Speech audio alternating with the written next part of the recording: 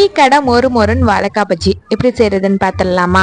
First ஒரு வாழைக்காவை எடுத்திருக்கேன். அதை லைட்டா மேல உள்ள தோலை மட்டும் சீச்சிட்டு நம்ம வாழைக்காய் சீவுறதுல ஸ்லைஸ் பண்ணி வச்சுக்கலாம்.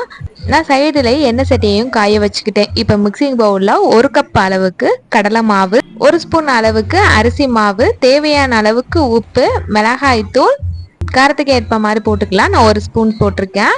1/2 டேபிள் ஸ்பூன் அளவுக்கு மஞ்சத்தூள், பெருங்காயத்தூள், ஒரு பிஞ்சு அளவுக்கு பேக்கிங் சோடா சேர்த்துட்டு எல்லாத்தையுமே நல்லா மிக்ஸ் பண்ணிக்கலாம். மிக்ஸ் பண்ணதுக்கு அப்புறமா கொஞ்சம் கொஞ்சமா தண்ணி சேர்த்துட்டு நல்லா கலந்து வச்சுக்கணும்.